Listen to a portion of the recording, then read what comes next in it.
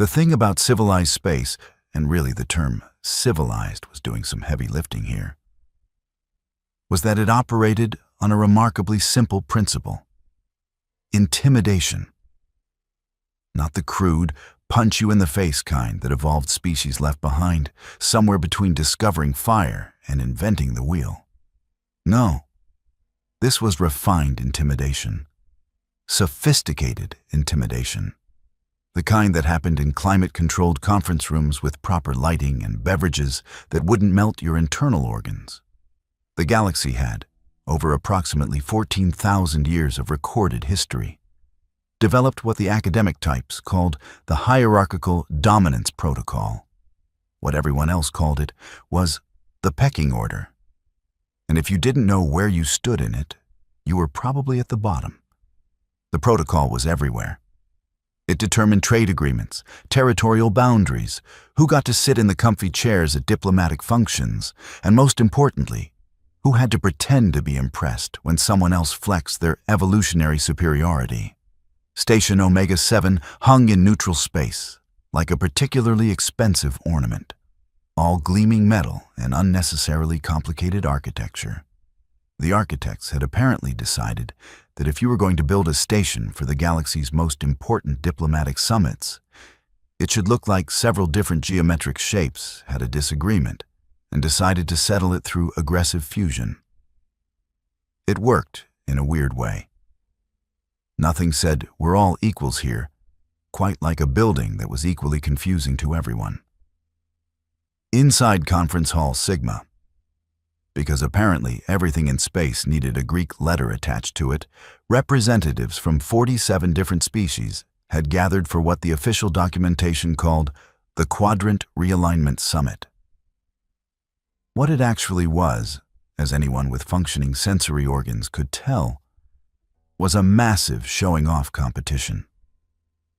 Species from across 3 galactic arms had come to establish, re-establish, or desperately cling to their position in the great cosmic pecking order. The Vorthok Empire had, naturally, claimed the central position in the circular chamber. They were good at that, claiming things. They'd been claiming things for roughly 3,000 years, and they'd gotten quite practiced at it. The Vorthok themselves were impressive specimens, if you were into that sort of thing. 8 feet tall on average, covered in interlocking plates that looked like someone had designed armor and then decided to make it biological. 4 arms, each capable of ripping through standard hull plating. Eyes that could see in 17 different spectrums, which seemed excessive, but probably made for interesting art appreciation. Commander Vexithor stood at the Vorthok delegation, all 4 arms crossed in what was either deep thought or a very aggressive stance.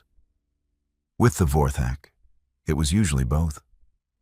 He was addressing the assembly, and his translator device rendered his guttural language into smooth, only mildly threatening common tongue.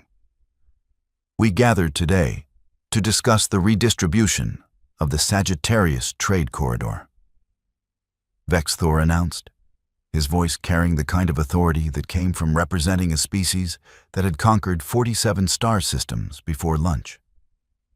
But before we begin such delicate negotiations, it is tradition that we establish the hierarchy of this gathering. After all, one must know whether one is speaking to predators or prey.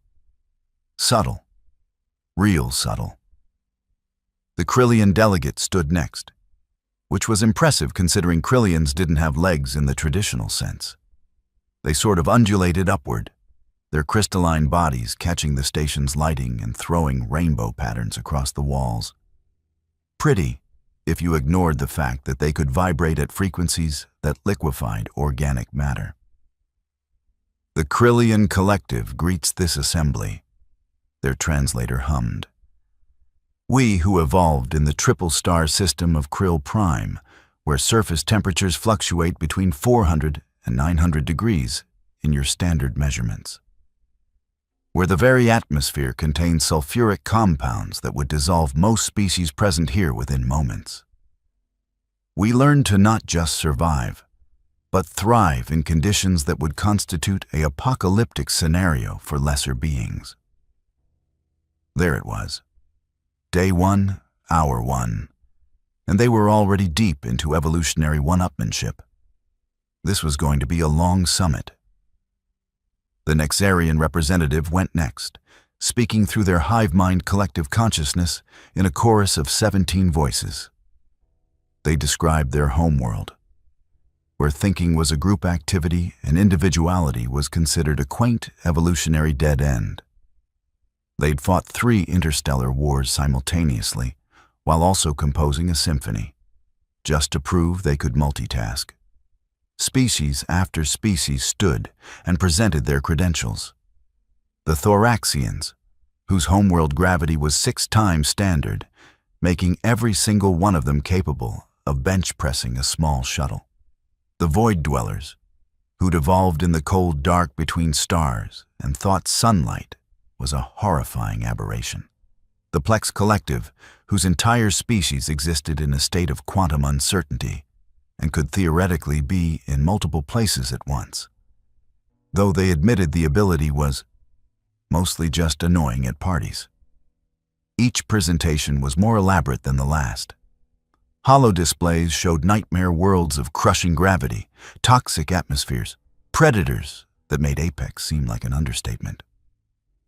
The subtext was clear. This is what we survived. This is what made us. What made you? In the back of the chamber, in a seat that wasn't quite as nicely positioned as the others, funny how that worked, sat Marcus Webb, sole representative of Earth and the human species. He was a remarkably unremarkable-looking specimen, at least by the standards of a room full of crystalline beings and armored giants. Average height for a human, which meant short by most galactic standards. No natural armor, no extra limbs, no ability to see in 17 spectrums or exist in quantum superposition. He wore a simple gray suit that had seen better days and held a datapad that he was scrolling through with the kind of casual boredom usually reserved for waiting rooms and particularly dull lectures. To the casual observer, and there were several species present whose entire diplomatic strategy involved casual observation, Marcus looked exactly like what humanity was supposed to be. A species that had barely figured out faster-than-light travel. From a quiet little world in an unfashionable arm of the galaxy, desperately trying to sit at the adults' table. This was, as it turned out, a spectacular misreading of the situation. Marcus had been only half listening to the proceedings, mainly because he'd read the dossiers on every species present and could have predicted their intimidation pitches word for word. The Vorthok would talk about conquest. The Krillians would mention their death world. The Nexarians would do their creepy collective consciousness thing. It was all very predictable, like watching a play where everyone had forgotten they were supposed to be improvising. He was actually more focused on the message he'd received from home that morning. His daughter had apparently decided that the family cat, Mr. Whiskers, because his daughter was 6 and naming conventions were not her strong suit, needed a bath. The cat had disagreed, violently. The resulting chaos had involved 3 knocked-over bookcases, 2 broken lamps, and his wife seriously reconsidering their choice of pet. The message had ended with, "This is your fault for bringing home a feral murder beast," which Marcus thought was a bit harsh. Mr. Whiskers was a perfectly normal tabby cat, that he'd found hunting rats in the alley behind their building, and which had taken 3 days to trust them enough to stay indoors. Okay, maybe his wife had a point. Representative Webb. Marcus looked up from his datapad. Commander Vexithor was staring at him with what might have been all of his eyes. Marcus wasn't entirely sure how many eyes the Vorthak had, and at this point, he was too afraid to ask. "Yes," Marcus said pleasantly. "Your species has been notably silent during these proceedings," Vexithor said, his translator giving his words an edge that suggested this silence was being interpreted as either fear or ignorance. Possibly both. Perhaps humanity has nothing to contribute to a discussion of evolutionary superiority? This would be understandable. You are, after all, new to the galactic community. There was a ripple of what might have been laughter from several delegations. The Krillians made a sound like wind chimes in a hurricane. The Thoraxians' deep rumbling could have been amusement or indigestion. It was genuinely hard to tell. Marcus set down his datapad and stood up. He was still shorter than most beings in the room, which was fine. Height was overrated anyway. He'd learned that lesson in high school, and it had served him well since. "You're right," Marcus said, his voice carrying clearly through the chamber's acoustics. "We haven't contributed yet. That's because, honestly, I've been enjoying the show. You've all got great material, really top-notch intimidation credentials. The Krillians' thing about the triple star system, chef's kiss. The Nexarians' hive mind efficiency, genuinely unsettling in all the right ways."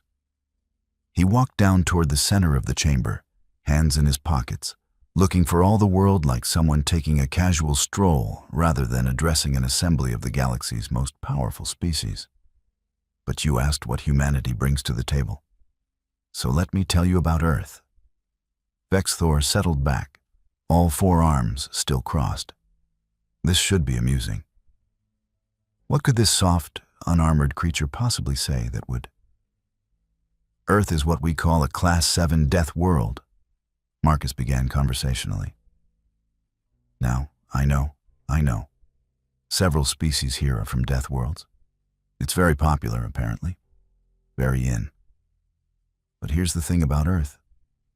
It doesn't just try to kill you in one or two interesting ways. It's got variety. It's creative. It takes pride in its work." He activated his own holo display, and an image of Earth appeared, slowly rotating. It looked, to most of the assembly, like a fairly standard water world. Pretty even. Blues and greens and whites, all very aesthetic. "Nice-looking planet," the Thoraxian delegate rumbled. "Oh, it is," Marcus agreed cheerfully. "Gorgeous, really. Absolute postcard material. That's part of what makes it so insidious. See, those white swirls? Those are hurricanes. Massive rotating storm systems with winds that can exceed 200 miles per hour. They pick up entire buildings and throw them around like toys. We get dozens of them every year. Those darker patches? Volcanoes. Mountains that occasionally explode and cover everything in molten rock. The really fun ones cause what we call extinction events. We've had 5 major ones. We're still here." The image zoomed in, showing various geographical features. "The ground itself randomly decides to shake," Marcus continued, and his tone suggested he was describing a mildly annoying neighbor rather than geological catastrophes. "We call them earthquakes, which is a pretty straightforward name, honestly. The tectonic plates, that's the planetary crust for anyone unfamiliar. They just grind against each other. Sometimes they stick, tension builds up, and then they suddenly slip. Entire cities can collapse. We just build them again. Usually in the same spot because humans are nothing if not optimistic about ignoring obvious warning signs." Several delegates were leaning forward now, their various appendages and sensory organs focused on Marcus. "Then there's the water," Marcus said, and something in his tone suggested this was where things got really interesting. 70% of our planet's surface is covered in it. It's essential for our survival. We die without it in about 3 days. But it's also constantly trying to drown us. Floods, tsunamis, that's when underwater earthquakes create waves that can be 100 feet tall and travel at 500 miles per hour. They just appear on the horizon and erase coastlines. We have whole early warning systems for them. It's a whole thing. The Krillian delegate made a crystalline sound that might have been skepticism. Surely your species evolved to avoid these hazards. Marcus laughed. It was a genuine, warm sound, which somehow made what he said next even more disturbing. Avoid them? We live right in the middle of them. We build our biggest cities on fault lines, on coastlines, in floodplains, right next to active volcanoes. There's a city called San Francisco. Sits right on top of one of the most active fault lines on the planet. Millions of people live there. We have another city, Tokyo, that gets regularly hit by earthquakes, and it's one of the largest cities in the world. We know these places are dangerous. We just don't care. He walked slowly around the chamber, and something about his casual demeanor was starting to make several delegates unconsciously straighten in their seats. But the environment is just the opening act, Marcus continued. Let's talk about the other life on Earth. See, we're not the only species that evolved on this death world. We share it with some really interesting neighbors. There are land predators that can run faster than most of your shuttle's in-atmosphere speeds. They've got claws, teeth, pack hunting strategies refined over millions of years. Ocean predators that are literally just swimming mouths full of serrated teeth. Some of them have been essentially unchanged for 400 million years because evolution looked at them and said, yeah, that's done. That's perfect murder machine right there. The hollow displays showed various Earth predators, a great white shark, a saltwater crocodile, a polar bear. That last one? Marcus pointed at the polar bear. That's one of our apex predators, weighs about 500 pounds of muscle, fat, and bad attitude. Can smell prey from 20 miles away. Lives in some of the coldest parts of our planet where temperatures regularly hit -40 degrees. And here's the fun part. Humans encountered these things, and our first thought was, I bet I could fight that. Vexthor's translator made a sound that might have been a laugh or a challenge. And did your species fight them? Sometimes, Marcus said with a shrug. Sometimes we just made friends with the smaller predators. We took wolves, pack hunters, apex predators, perfectly designed killing machines, and we domesticated them, turned them into dogs. We keep them in our homes. Let them sleep in our beds. There are approximately 900 million dogs on Earth right now, living with humans. We did the same thing with the cats. Smaller, solitary predators with retractable claws and hunting instincts that put most species militaries to shame. We thought they were cute, so we just kept them as companions. He paused, scrolling through his datapad. Actually, funny story. My daughter tried to give our cat a bath this morning. The cat disagreed. The resulting fight destroyed half our living room. We still love the cat. We'll probably try to bathe it again next month because we're optimistic like that. The chamber had gone very quiet. But here's where it gets really interesting, Marcus said, and his voice dropped slightly, became more contemplative. None of that, the volcanoes, the hurricanes, the earthquakes, the predators, none of that was enough to stop us. We didn't just survive Earth, we conquered it. We went from living in caves to building structures that pierce the sky. We went from being prey to becoming the apex predator of the entire planet. We hunted the things that hunted us until they were endangered. And then we felt bad about it and started conservation programs.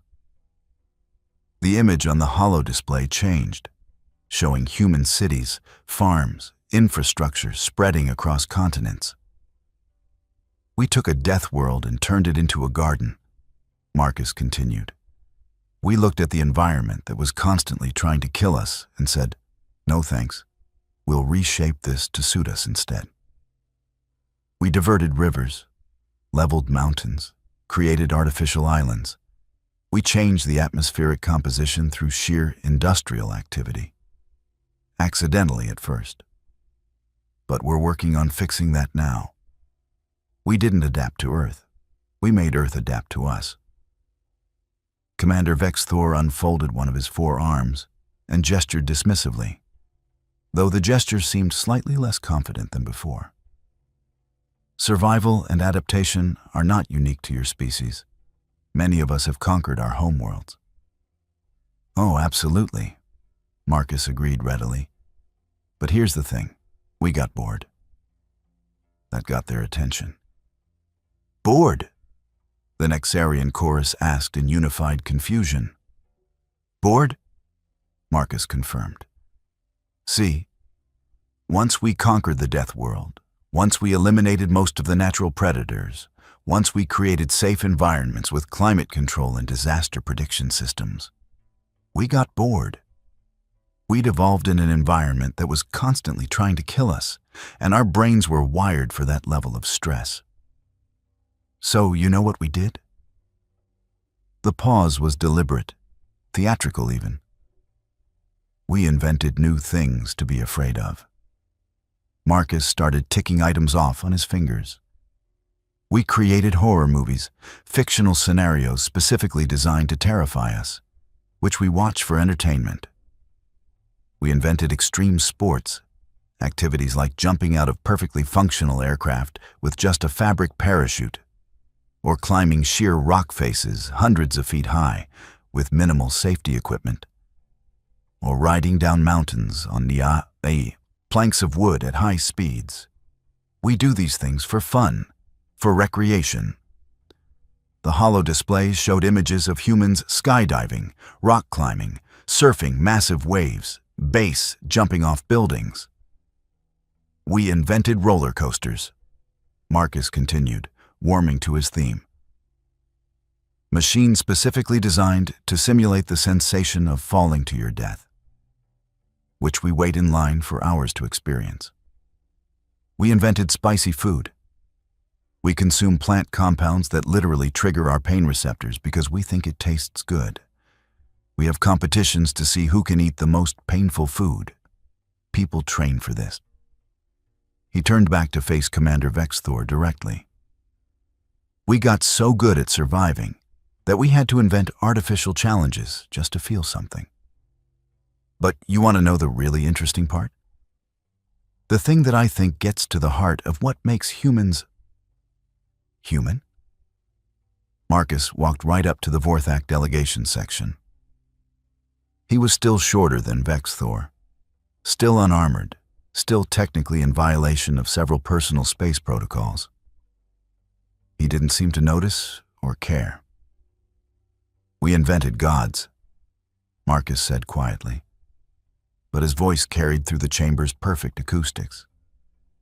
We looked at a universe that was chaotic and random and terrifying, and we created beings more powerful than ourselves to explain it all. We created deities that controlled the lightning, the seas, the harvest, death itself. We built entire civilizations around worshiping these gods, created elaborate mythologies, waged wars in their names. The chamber was absolutely silent now. Every translator, every sensory organ, every consciousness was focused on the human standing in the center of the room. And then, Marcus continued, a slight smile playing at the corners of his mouth. We killed them. Vex Thor's translator made a sound of confusion. You killed your gods? Metaphorically speaking, Marcus clarified. We developed science, philosophy, logic. We explained the lightning, charted the seas, mastered agriculture. We went from worshiping the sun to understanding nuclear fusion. We looked at our gods, beings we had created to be more powerful than ourselves, to be worthy of fear and reverence. And we collectively shrugged and moved on. We didn't need them anymore. We'd become too powerful ourselves. He turned, addressing the entire assembly now. Every species here has talked about their evolutionary advantages. Your armor, your hive minds, your environmental adaptations, all impressive. All the result of your planets shaping you into what you needed to become. But humans? We're persistence predators. That's our evolutionary advantage. We're not the fastest, not the strongest, not the smartest in any one category. But we don't stop. Ever. Marcus walked back toward his seat, then paused and turned back. You want to know what intimidates humans? Really, genuinely scares us? It's not death worlds or apex predators or environmental catastrophes.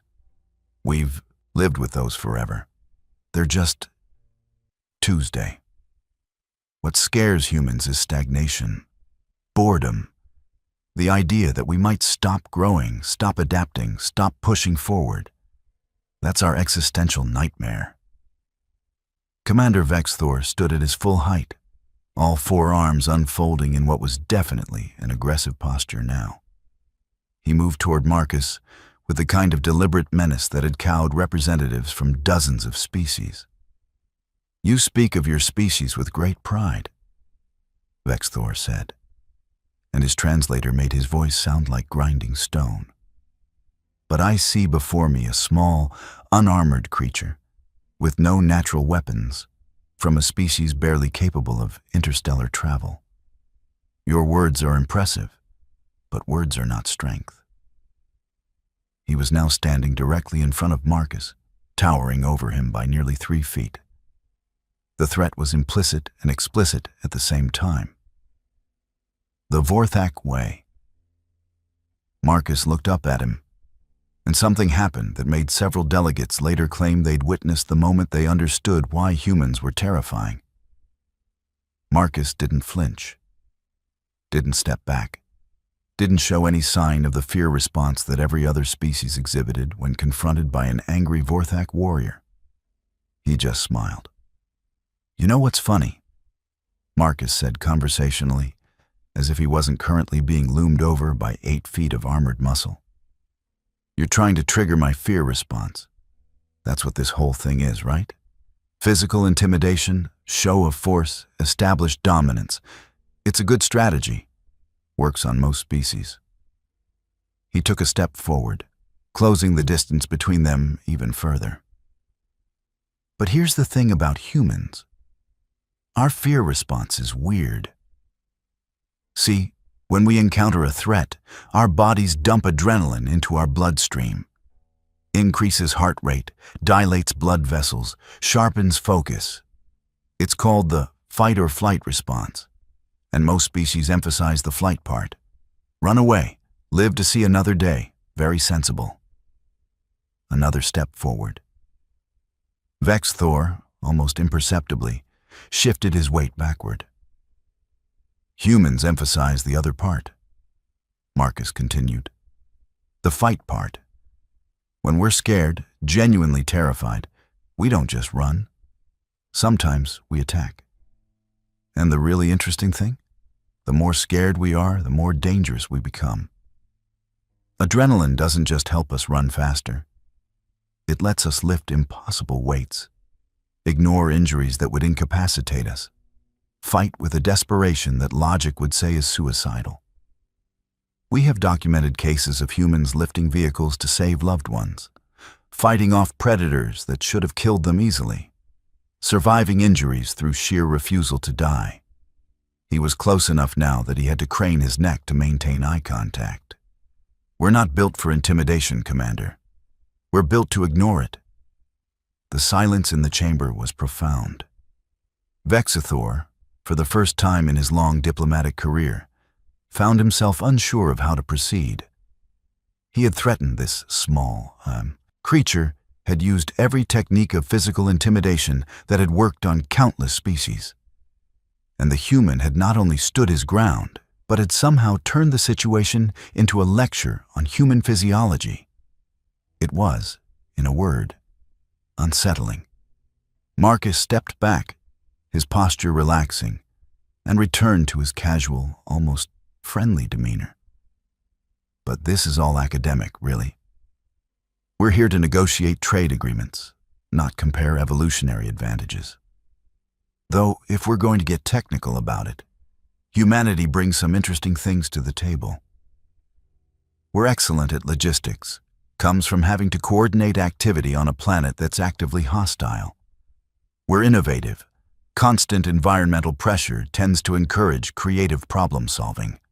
And we're really, really good at forming alliances. He looked around the chamber. See, most species here evolved in environments where the primary threat was external. Predators, weather, environmental hazards. Humans. Our biggest threat was other humans. We spent most of our evolutionary history competing with other groups of humans for resources. We got really good at forming coalitions, at recognizing allies, at creating mutually beneficial arrangements. It's why we're so social, why we're so good at reading intent and motivation. We had to be, or we died. The holo display changed again, showing human cities, trade networks, alliance structures. In the 200 years since we achieved interstellar flight, we've established trade agreements with 17 species, defensive pacts with 8, and cultural exchange programs with 23.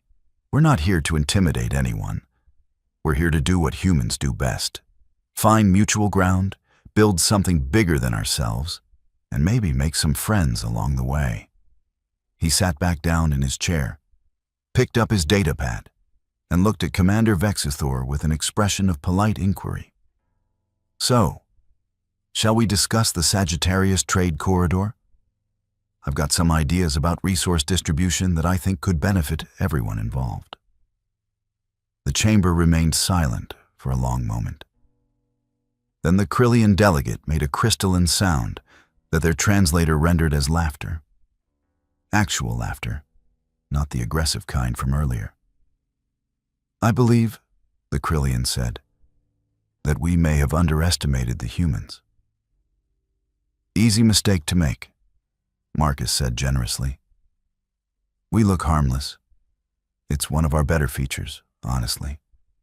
Puts people at ease right before we start negotiating really favorable trade terms. That broke the tension. Several delegations made sounds that approximated laughter. Even Commander Vexthor's translator picked up something that might have been grudging respect. The summit continued, but the dynamic had shifted. When Marcus spoke about Earth's proposals for the trade corridor, delegates listened. When he suggested modifications to the resource distribution plan, they were considered seriously. When he casually mentioned that humanity might be interested in establishing a joint research station in the contested sector, there were no immediate objections. By the time the session broke for what the schedule optimistically called a brief respite, but which everyone knew was a chance to frantically revise their negotiating strategies, Marcus had secured preliminary agreements on 3 major trade deals, established a framework for cultural exchange programs, and gotten an invitation to the Nexarian homeworld, which apparently almost never happened. He was standing by one of the observation windows, looking out at the stars, when Commander Vexthor approached. The Vorthak moved quietly for someone in articulated armor plating, which was either impressive or unsettling. Possibly both. You are not what I expected, Vexthor said, his translator making the admission sound only mildly grudging rather than completely reluctant. I get that a lot, Marcus replied. He was typing on his datapad, responding to the message from his wife about the cat situation. It's the suit, I think. Makes me look more diplomatic than I feel. You spoke of your species with great conviction, Vexthor continued. Of your death world, your conquered gods, your persistence. Yet you sit here in a gray suit, negotiating trade agreements like an accountant. I am an accountant, Marcus said, not looking up from his datapad. Well, I was. Before I got recruited for the diplomatic corps. Turns out the skills translate pretty well.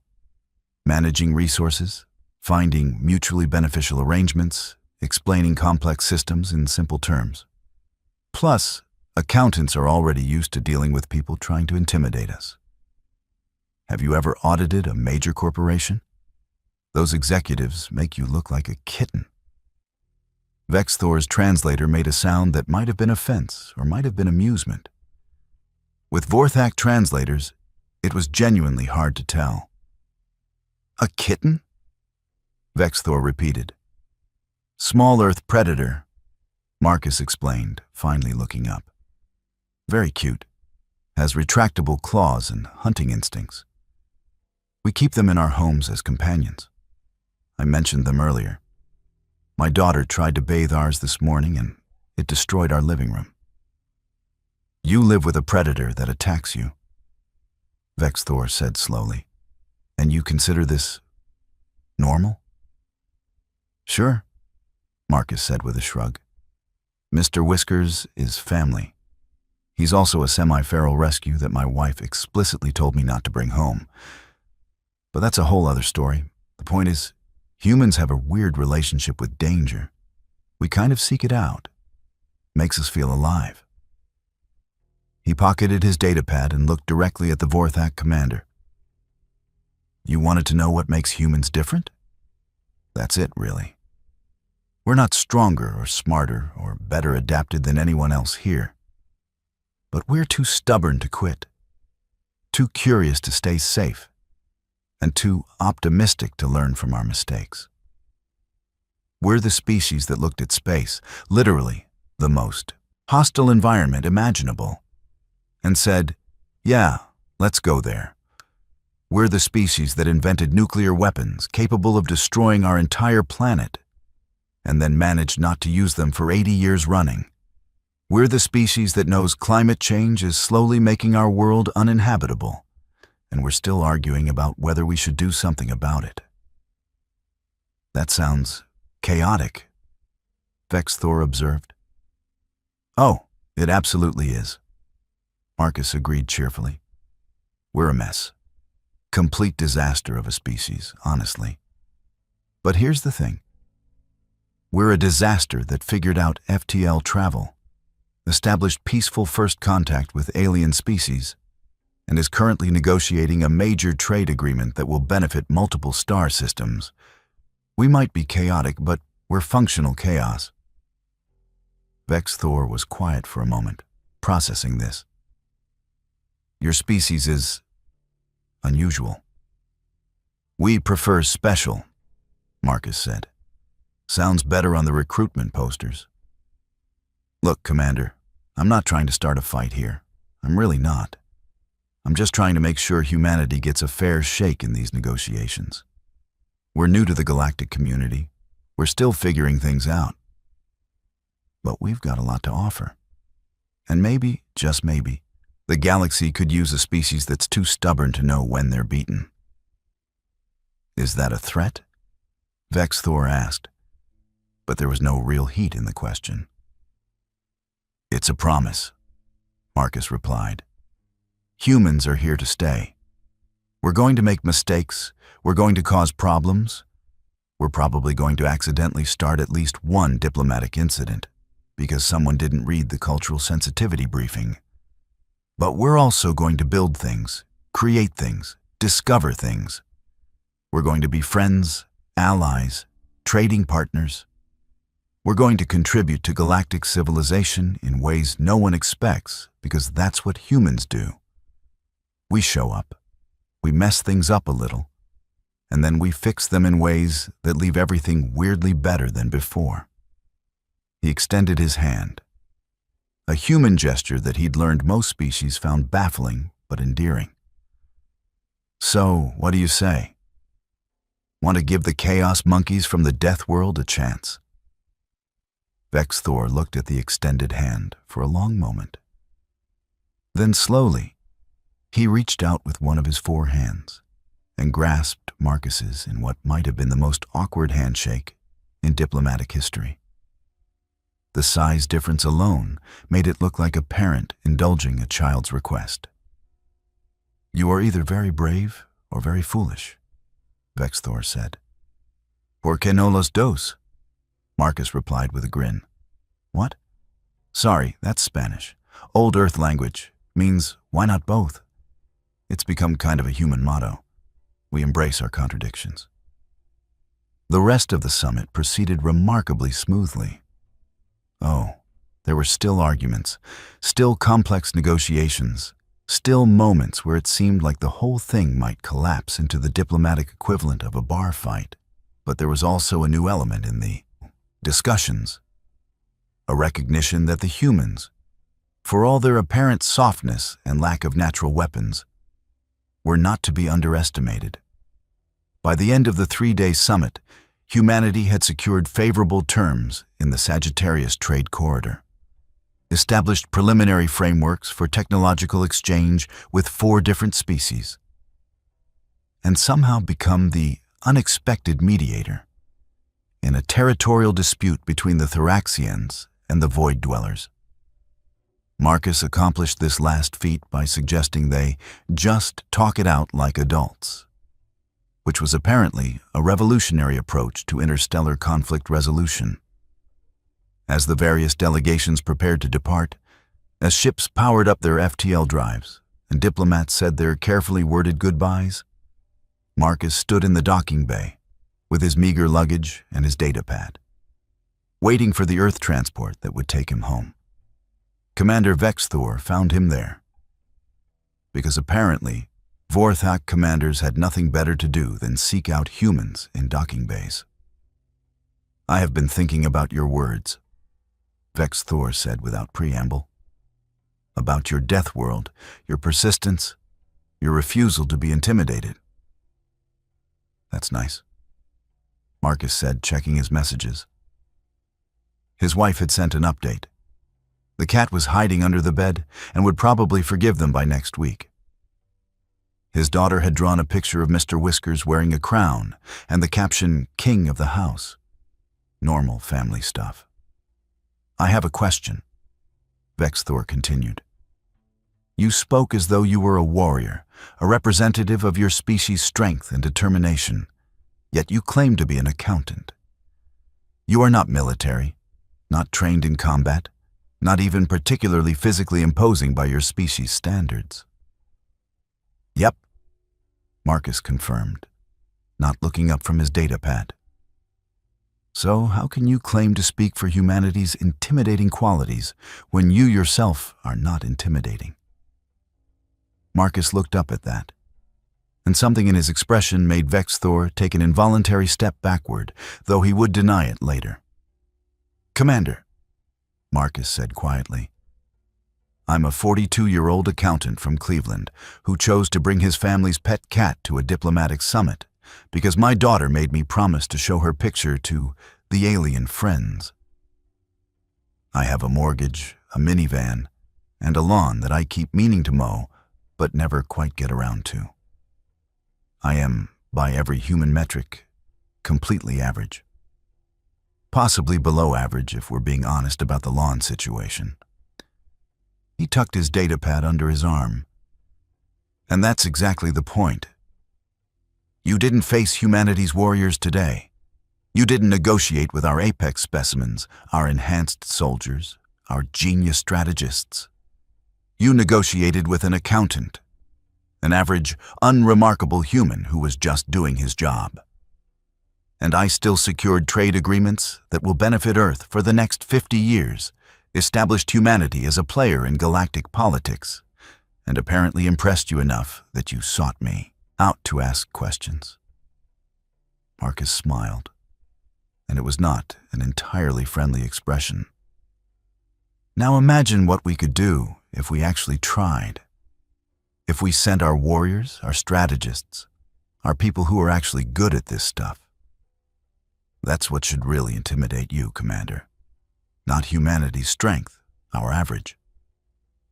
The transport ship's boarding announcement chimed through the docking bay. Marcus picked up his luggage, a single small case that suggested either admirable efficiency or a concerning lack of preparation, and headed toward the ramp. He paused at the entrance and looked back. Oh, and Commander, One more thing about humans you should probably know. Yes, we're really good at making friends. And once you're friends with a human, we're loyal to a fault. We'll fight for you, trade with you, die for you if necessary. But we're also really good at making enemies. And when humans decide someone is an enemy, we're persistent about it. We hold grudges, sometimes for generations. We've got entire academic disciplines dedicated to studying historical conflicts, just so we can remember them better. The boarding announcement chimed again, more insistently. "Just something to keep in mind," Marcus said cheerfully. "See you at the next summit, Commander. I'll bring pictures of the cat." And with that, he boarded the transport, leaving Commander Vexthor standing alone in the docking bay, trying to process the implications of a species whose average representatives were this unsettling. The transport lifted off smoothly, braking atmosphere and engaging its FTL drive with the efficiency that characterized all Earth vessels. Inside, Marcus found his seat, stowed his luggage, and pulled out his datapad to compose his mission report. Subject line: Summit results. Exceeded expectations at all. Secured 3 major trade agreements, established frameworks for technological and cultural exchange, and successfully positioned humanity as a credible player in galactic politics. Also may have accidentally started a meme among alien species about humans being persistence predators who keep apex predators as pets. The xenoanthropology department is going to have thoughts about that. Recommend we send more average diplomats to future summits. Turns out being relatable is more effective than being impressive. Who knew? Also, for future reference, do not mention gods unless absolutely necessary. Several species have very strong feelings about divine entities, and our whole "we invented them and then got over them" thing caused some interesting theological discussions. Status: mission successful. Would negotiate again. 1010. Would recommend humanity to other species. Personal note: the cat is fine. The living room is not. This seems like a metaphor for something, but I'm too tired to figure out what. He sent the report, leaned back in his seat, and closed his eyes. Outside the window, the stars streaked past in the characteristic blur of FTL travel, each one a sun with its own system, its own worlds, its own stories. Somewhere out there, on dozens of different worlds, in conference rooms and command centers and diplomatic corps buildings, representatives from 47 different species were filing their own reports about the summit. And in each of those reports, there was likely at least one mention of the humans. The strange, soft creatures from the death world who refused to be intimidated, who made friends with their planet's predators, who had conquered their gods and gotten bored with safety. On Station Omega-7, in the now empty conference hall Sigma, a maintenance drone swept through the room, collecting abandoned datapads and straightening chairs. It paused at the human delegation's seat, where someone had apparently left a small photograph. The drone's basic AI couldn't interpret the image. It showed a small Earth feline, wearing what appeared to be a paper crown, staring at the camera with the expression of profound indignation that only cats can truly achieve. The drone filed the image in Lost and Found category, items of unclear purpose, which was, when you thought about it, a pretty good description of humanity's place in the galaxy. Strange, seemingly harmless, occasionally destructive, but ultimately impossible to ignore. And definitely not to be underestimated. Because they came from a planet that intimidates gods, and somehow, improbably, they made it look easy. Claude is AI and can make mistakes. Please double-check responses.